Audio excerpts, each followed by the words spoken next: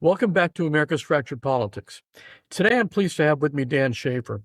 Dan is a Democratic candidate for the Missouri House of Representatives. He's also a podcaster and commentator, and so he's very familiar with these fora. I'm looking forward to hearing about his campaign and discussing the critical issues that face the Democratic Party. So welcome, Dan. It's great to have you.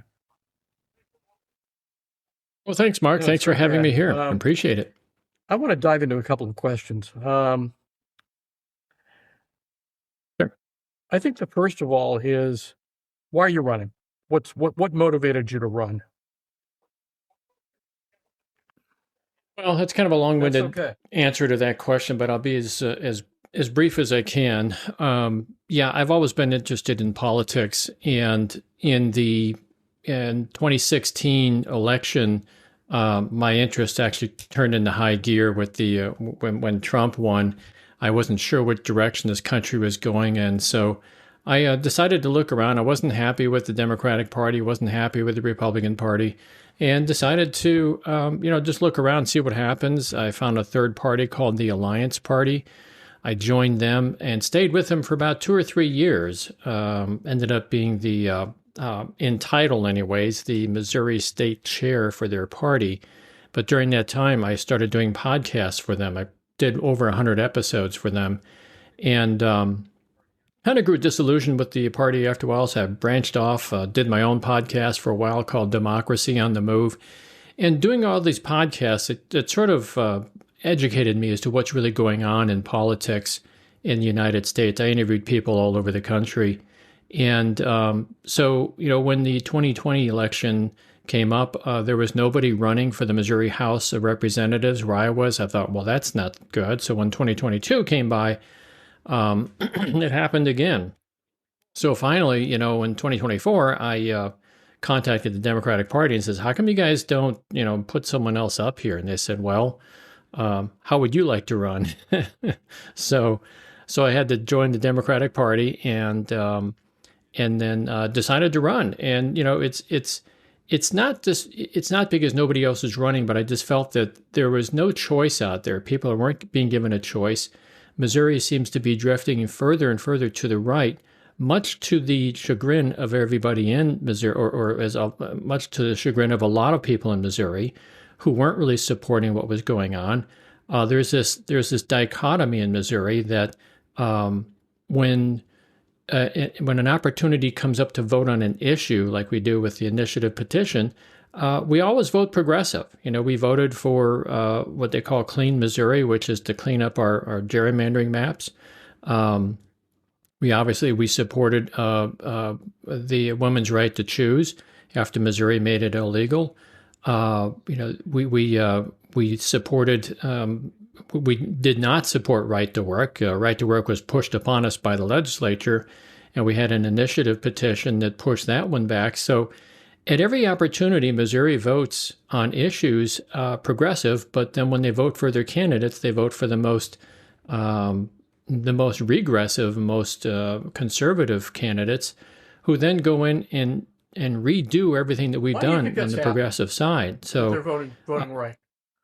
Yeah, I think a lot of it is tribalism that got built into the system. I think the Republicans actually did a very good job over the last several decades, actually starting back in the 1980s, really, of consolidating their support among people in rural areas.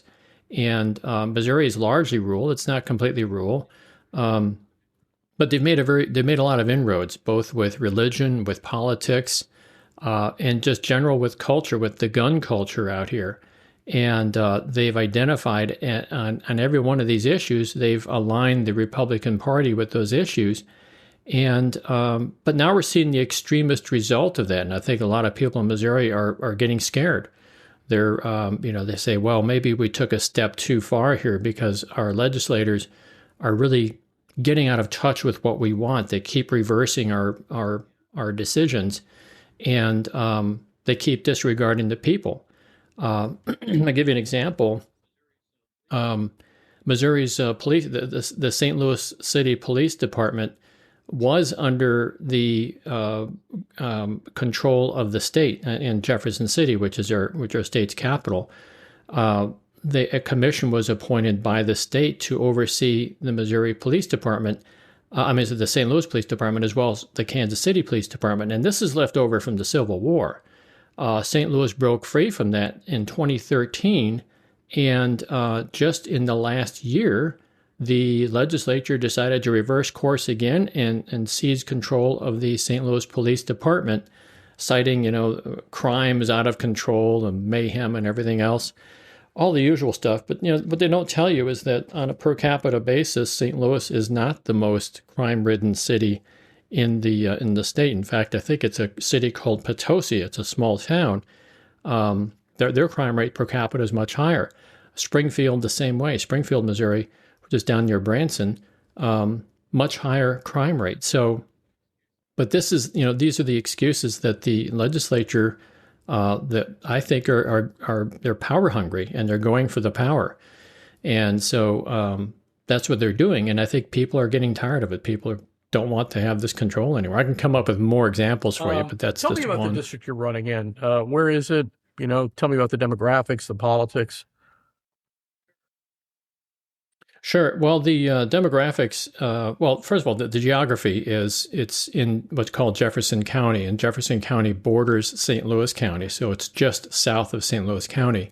I'm in the northernmost part of that county, so I'm right up against, right up against St. Louis County.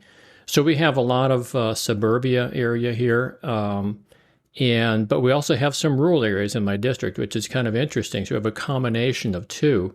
I guess you'd call it exurbs in many ways. We are, where I'm located here, it's unincorporated county, but it is a suburb, and we are just on the edge of the rural areas here. We have farms just not too far down the road from us. So it's an interesting place. Demographically, Jefferson County was the last county in Missouri that voted Democrat before the whole state kind of went Republican. So we have a lot of Democrats, especially in my territory, because I'm right up against the St. Louis County area. The last election, I got just over 35% of the vote. And I really didn't put my name out there that much at the time. So it was just mainly having a D behind my name got me at least slightly more than 35% of the vote. I think the other demographics there is it's primarily white. I think it's maybe less than 4% black and others. So it's a fairly it's a fairly Caucasian people here. Religious wise, it's a mix. It's a mixed bag. Mostly, I would say the Christian derivations of religion, if there is religion, and maybe just a smattering of there's quite a few fairly large Indian Hindu population just north of us here, outside of our territory. But it's mostly probably Christian white. This is sort of a two-part question. What have you learned going around the district? And what did you learn throughout your podcasting experience that informed your views on the issues? And then we'll get to the issues after that. Yeah, well, it's hard to say. It's hard to enumerate everything because I keep a notebook of everything. In fact, I've filled up several notebooks of all my notes and stuff. So I've made a lot of notes about people. What I've learned about this district is that it's there are a lot of, they call themselves blue dots in a red state. And what's interesting is I'll knock on doors and I'll talk to people and they'll say, "Oh yeah, I'm voting Democrat. I'll vote for you," or "I voted for you last time." And I remember in the last election, I was going around and I'd knocking on doors and people say they'd vote for me, and I'd ask them if I could put a sign in their front yard, and they're like, "No, not I'm afraid of my neighbors, right? I'm afraid of what my neighbors are going to say." There's that large intimidation factor there. And, I have to tell them, I've been knocking on doors in this neighborhood. There's, this neighborhood of maybe 200 people. I've knocked on, maybe 50 doors, and every one of them Democrats. So, I mean, there's at least 25% Democrat here, and there's 75% of the doors I haven't even knocked on yet. So, but that intimidation factor is there. So, I've learned that. I've had to learn how to deal with that. Because you can be sympathetic with people, but on the other hand, you have to tell them, look, if you don't stand up for your beliefs, you're going to get knocked down. It's the old thing: stand up now or bow down later. We're in a situation now where it's not just a simple red versus blue.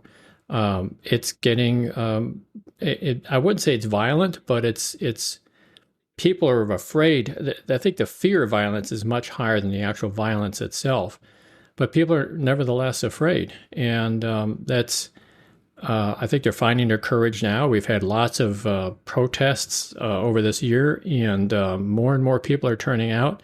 We have fewer people driving by, flipping us off. I think we're gaining in popularity here. As far as a podcast goes, though, I would say that, I learned so many different lessons on so many different levels, and that I've interviewed people like from Ralph Nader to Teresa Amato, who wrote a really excellent book called Grand Illusion.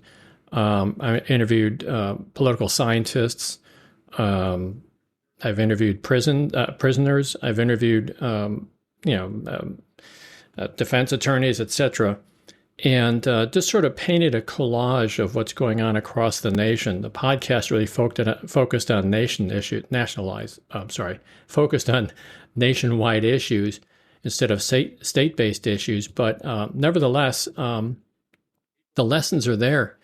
People are people. Let me digress a little bit here. In my job several years ago, I used to travel worldwide throughout Europe, Southeast Asia, South Asia, etc.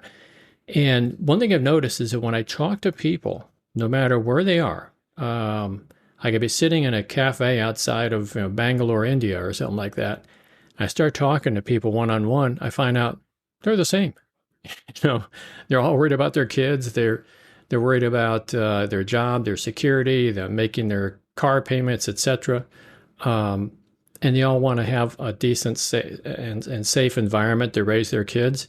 And people are the same the world over. And anybody that tries to convince you that people are different, that there's an other out there, I would suggest to you that they just haven't spent that much time with people across the globe and talked to them one-on-one and found out what's really going on in their lives. And they're the same. People are the same. What issues are you bringing to the forefront in your race? What are the things you're focusing on the most? You did talk about nationwide issues, but is there anything local or particular to the area? Oh, yeah. Oh, there's quite a few that I focus on locally. Let's talk about education initially. There's been an attack on public education all across the nation, and it's certainly taking place here in Missouri as well. There's a push toward funding, taking public money and putting it into private schools.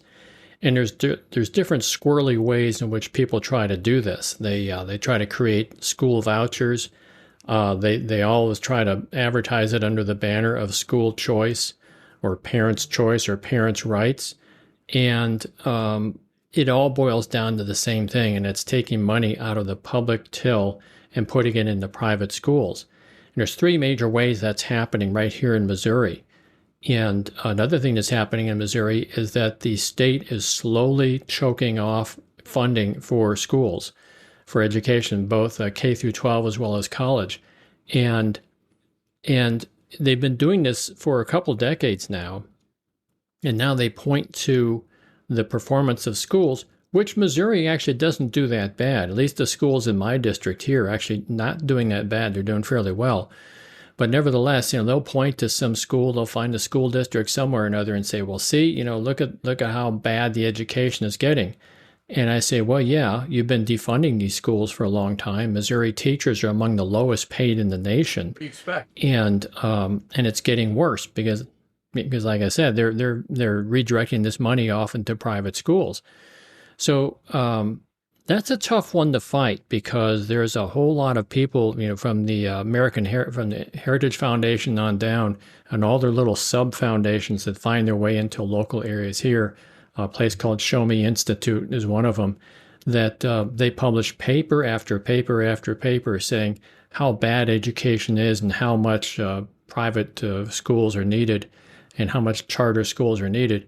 And they're making headway. They're putting charter schools up in St. Louis and Kansas City. Now they have a charter school in Boone County, which is right in the middle of the state. These things are affecting us. And the thing is, if you look at the academic performance of charter schools, they're not any better. Yeah, I've done They're the not research. performing any better.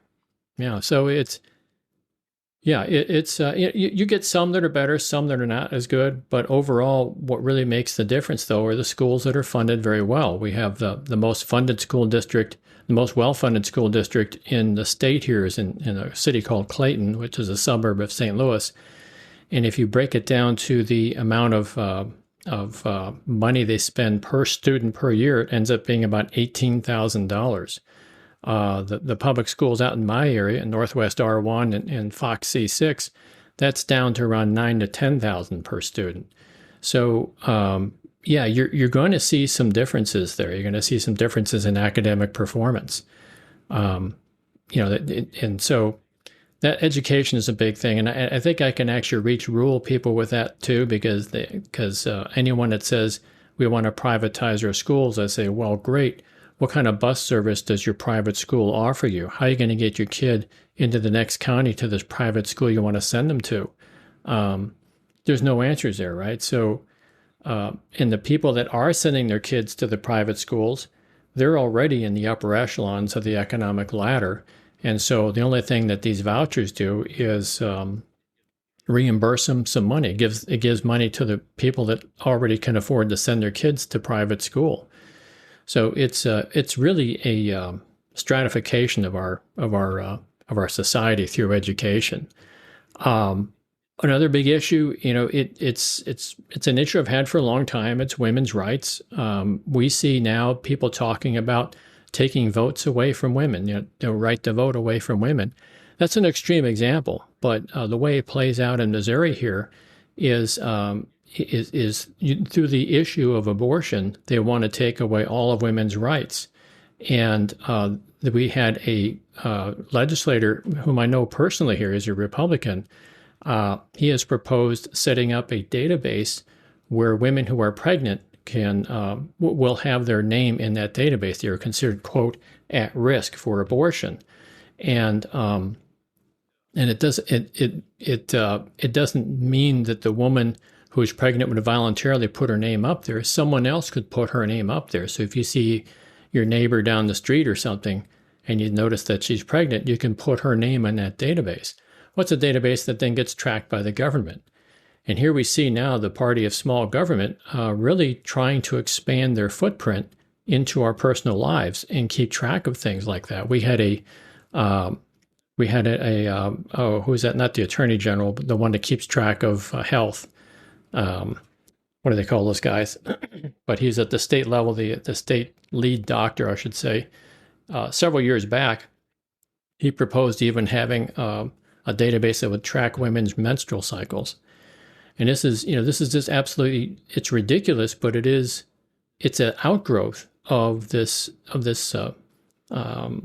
sort of paternalistic, or not paternalistic, but patriarchal mindset that's taking hold in Missouri. And so this has got to stop. I say it's a woman's choice what she does. I would prefer that she not get an abortion, and but that's me, and I can't force my viewpoints upon them. The fact of the matter is, every pregnant woman has a different situation, and someone may have been the result of sexual molestation by even a relative or something like that. It's just very important things to think about. But these are the situations many women face. And who are we? Some legislator in a suit coming from the state capitol in Jefferson City, stepping into your doctor's office, telling you what you can and cannot do. So I think that's a huge thing for me as well. I could go on and on. Labor unions is another one that I'm very much in support of. Never been a member of the union, but I certainly appreciate what they've done for me. In terms of like the 5-day work week, the holidays that we have, the 5-day work week and the 40-hour work week is what I should have said. They have fought for workers' rights. And if you look at union membership nationwide, it has been cut in half since 1980. And it continues to go down under Republican administrations. This is Yeah, we're feeling the decline too, because we're seeing, people who are, working Americans. Look what's happening to our salaries these days. If you compare the national average of a person's salary to the price of a home, you end up with in 1980 you would have ended up with a ratio of about 2.5 to 1. In other words, you'd have to make about 2.5 times the average salary to buy the average home. Nowadays, it's more like 5 or 6 to 1. So, we're seeing a depletion of the wealth out of the middle class, and particularly the working class. And trickle down economics never worked. Every time companies get a break on their taxes, they don't invest in their people. They invest in buying their own stock, which enriches the people at the top of the company. And this was not legal until fairly recently. Companies were not able to buy back their own stock. Now that's legal now. So these types of laws that are changing are being done by legislators who are being paid by corporations to create these types of laws. And we're seeing the result of it. We're just seeing a decline of the middle class. And I think unions stand at the forefront of protecting the middle class. Is ALEC, we should treat it that American way. Legislative Exchange Council, active in Missouri? Yes, they are. I don't obviously I don't subscribe to them. I'm not a legislature yet, but I know that that my competitor, the Republican competitor I had last time and will have again next time, he's a member of ALEC and he's gone to their meetings. And ALEC is one of those organizations that takes you out and wines you and dines you, and then they have all kinds of meetings, and it's supposedly a working sort of thing, but you can take your family and take your kids and have a little vacation wherever it is. Maybe it's Hawaii or something like that. And at the end of this little vacation, they hand you this packet of all the bills that they want to have passed. I mean, it's literally just a legalized bribery. And I know that my competitor goes to that, and I'm going to beat him over the head over that thing, because this is not in the interest of us. I can't, us regular tax-paying citizens can't afford to put this guy on vacation and take his family on vacation and stuff and then hand him legislation. No, we just want to have him advocate for our best interests.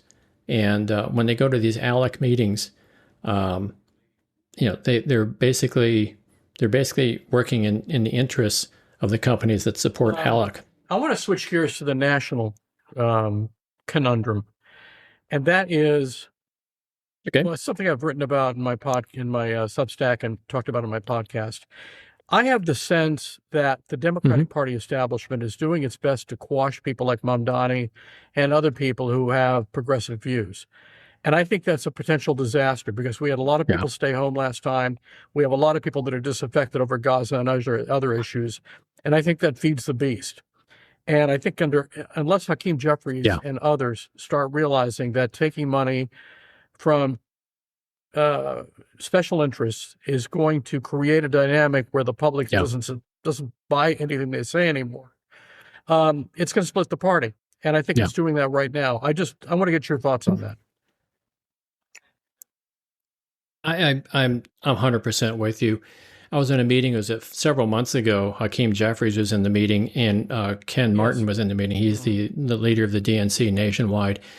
And they gave their little spiel about things, and my level of respect went way down after that meeting, because I saw Hakeem Jeffries as feckless, weak. And I don't want to say this about the Democratic Party, because the Democratic Party itself, I think, is in the right direction.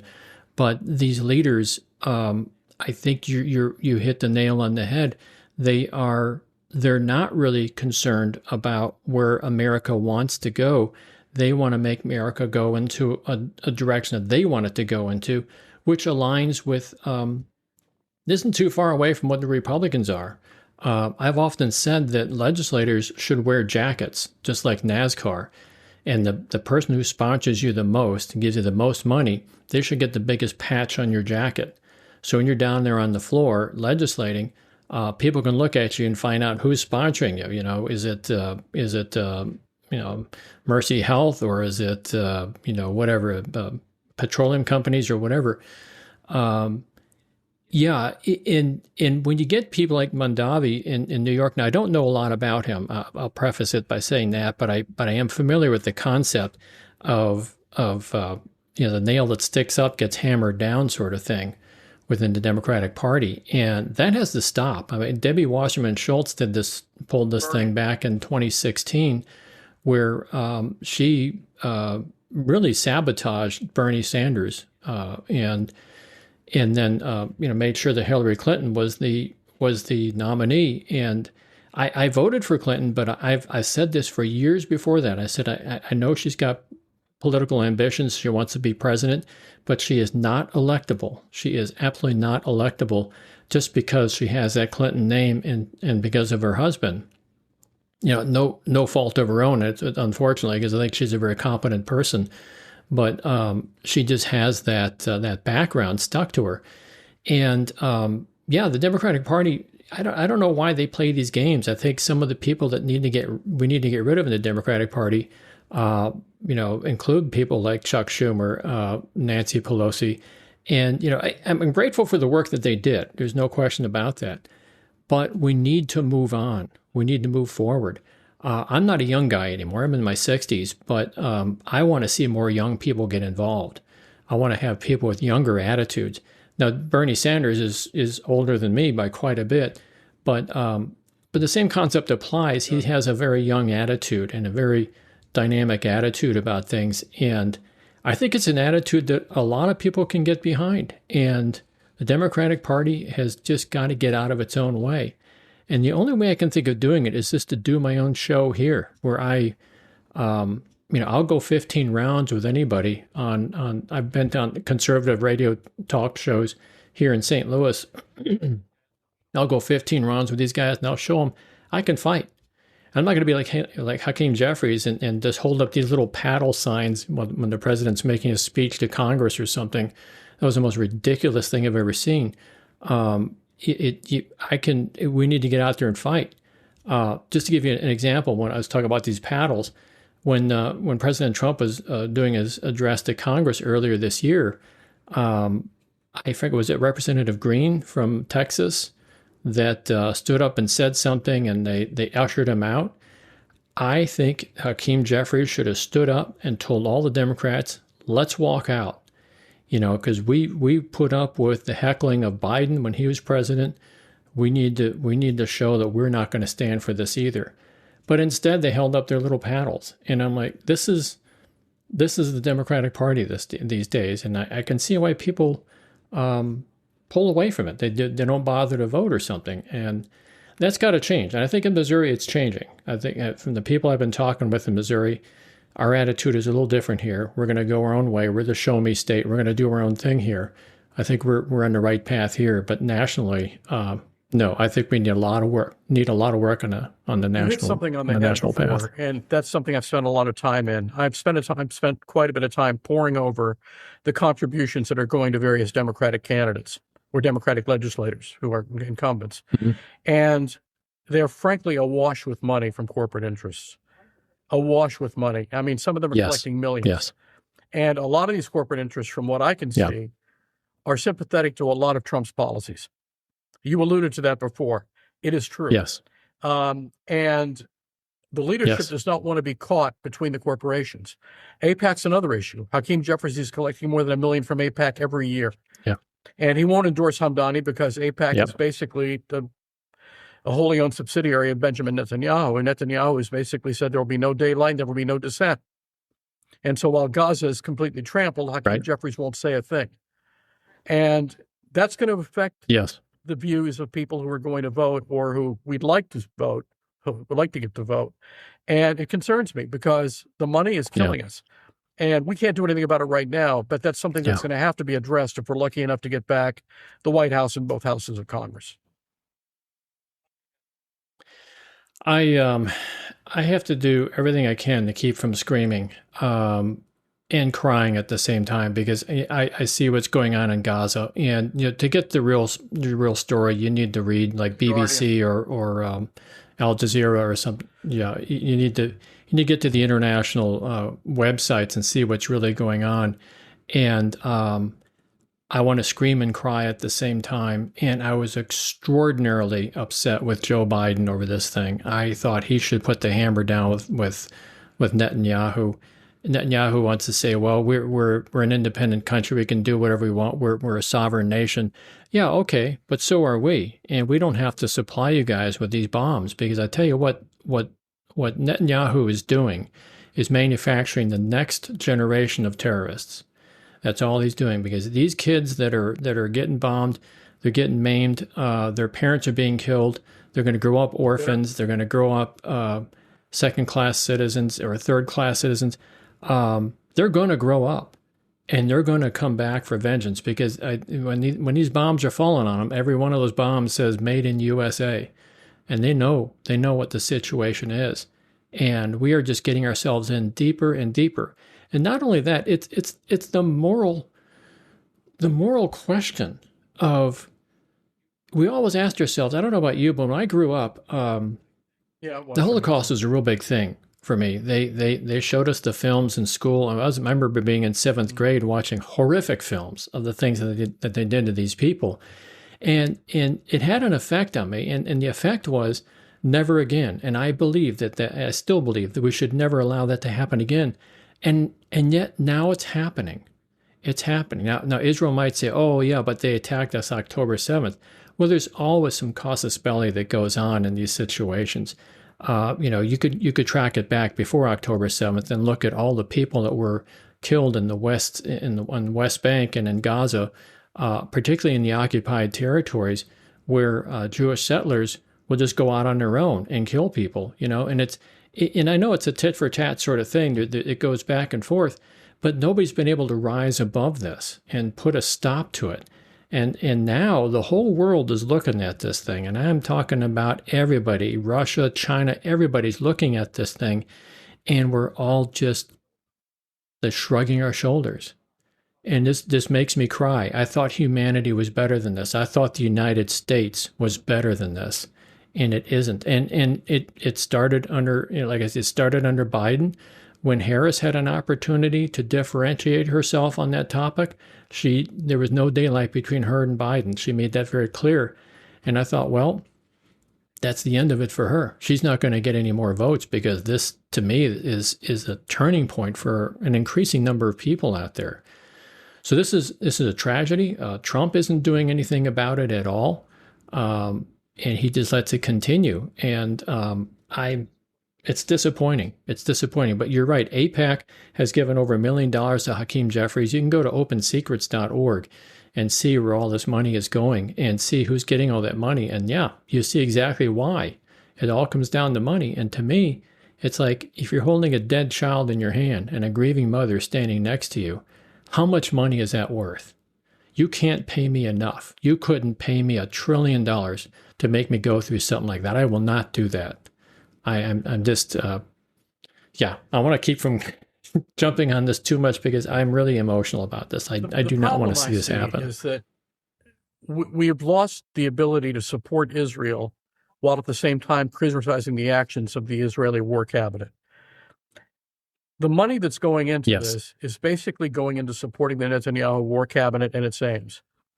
So it's going to allow for Trump to build a casino in Gaza after Netanyahu flattens it for him. And all for what? Now, Hakeem Jeffries can say that he supports Israel because he supports Israel, and I'll believe him. But there comes a time where you have to say to Netanyahu and to say to AIPAC, look, this has gone too far. And he's not doing that. He's not doing that. He's basically accepting the line that any criticism of Israel is because you're taking all this money. And that's a bad sign. The other issue is this. You talk about the revenge for October 7th. And October 7th was horrific. It was criminal. It was typical Hamas. But Benjamin Netanyahu poured a lot of money into propping up Hamas so he could knock down the Palestinian Authority. So he bears some blame there. The Israeli intelligence services failed completely. Back in 1972, when Munich occurred, Golda Meir set forth a series of attacks on the Palestinians and killed individual Palestinians. Why couldn't the Israelis have done that now? Why did they need to bomb Gaza? Why couldn't they have sent forth Shin Bet internally or Mossad externally to find these people and assassinate them rather than flatten Gaza and kill 60 million people? That's a question that only Netanyahu can answer, and he's not going to answer it. Yeah, I've got my guesses about that, and I think it has exactly to do with what you say, leveling it so you can put a casino up there. But I will say this much. The Israeli people, and I know a few of them personally in Israel, they're not necessarily behind us. I know a lot They of see them, what's going on. Yeah, so yeah, they're not necessarily. A few of them maybe, but the most of them have seen what's happening, and they want no part of it, and they're protesting their government too. So this is not something that's systemic statewide, and I just yeah, I can see how this can happen, but the Israeli people, for some reason, they it's the same with the United States. Our presidents do things, and we can't seem to stop them, no matter how hard we try. And it's very unpopular things that they do, but there's only so much that citizens can do. And I think time is just going to work out the rest of it. And time is not going to be kind to us. History is not going to be kind to Israel. It's not going to be kind to the United States. It's not going to be kind to any country that stood by and did nothing. Let's go back to the United States as we conclude. What do you see for the Democratic Party going into the 26 elections? What do you think they need to do in order to pull this off? Well, they need to say they need to stop this "we're not Republican" sort of campaign. I've seen this happen with many people. We had this guy Lucas Kuntz who ran for senator here in Missouri, and he ran against Josh Hawley. And I used to get his campaign literature all the time last year. And of course, he lost, right? So, but I used to get his campaign literature all the time. And every time I got his literature, it would arrive in the mail. And the first thing I would see is a picture of Josh Hawley. And the message there is, "Hey, I'm not Josh Hawley." And I think that's a microcosm of what could possibly happen in the Democratic Party. They have to come to the table with new ideas and be unafraid. I think they have to embrace people like Mondavi in New York. They have to embrace the people who are progressive within their ranks. You can have both a progressive wing and a conservative wing within the Democratic Party. In fact, that's the way it was back in the 50s and 60s. They had two different wings in their party. You can still have these elements in the party, and they can still get the votes for you. But they gotta stop this. Well, we talked about it earlier. They gotta stop trying to fight the progressive movements. I think they have to turn their back on a lot of money, which is sad because it costs money to campaign today. I think that the Democrats and Republicans need to get together at some point and figure out how we can run a government without having it bought and paid for by corporations.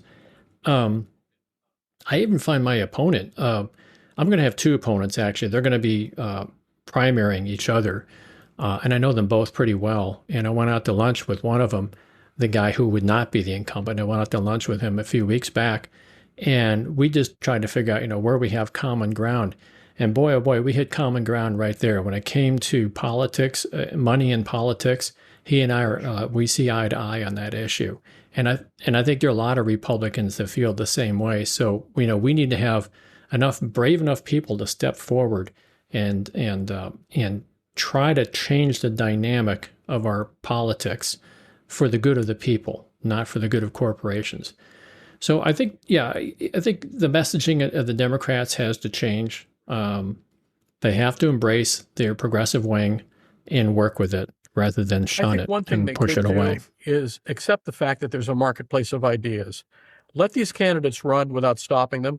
Let the voters decide which ideas they find acceptable and which they don't. There may be districts where this doesn't fly. That's fine. Let the candidates run on what they believe they can win on. But to stifle candidates and to basically tell them we're not going to let you win, which is the case with several Democrats relative to Mamdani, that we're going to support Andrew Cuomo or we're going to do everything we can to stop you, that's disastrous. Yeah, people see that. I mean, it's people. I find that the average person doesn't pay that much attention to politics because everybody's busy. We're all trying to get stuff done, right? But they have enough time to understand that much. When they see these games being played behind the scenes, they see it. People see it, and I think that's a large reason why a lot of people did not vote. People got disillusioned with the Democratic Party. I know several people who voted for Barack Obama and then turned around and voted for Trump.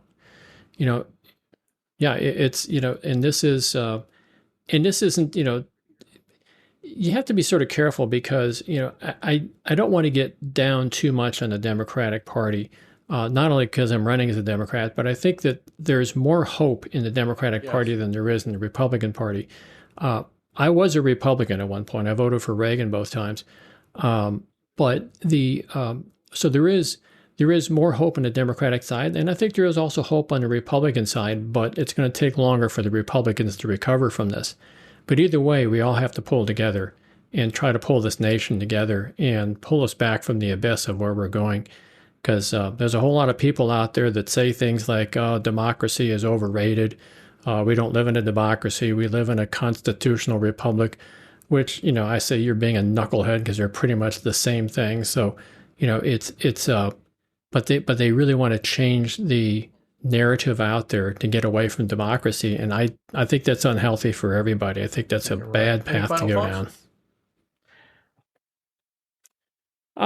No, if people want to look up my website, it's that's my email address. It's dan4mo.com, DAN, the number 4, MO.com. Go there. At the bottom of the page, you'll see all the links to my Facebook page. I got a Blue Sky page. I have a page where I write articles. I've written over 100 articles on this thing called Frontline Progressive. So you'll see all those links at the bottom of dan4mo.com. Other final thoughts? Yeah, I'm out here. I hope that I'm not the wide-eyed, naive person that gets into politics and then everybody says, once you get into politics, you see how things really work, and then you'll change your mind. I may change my mind about some details, but I will not change my values.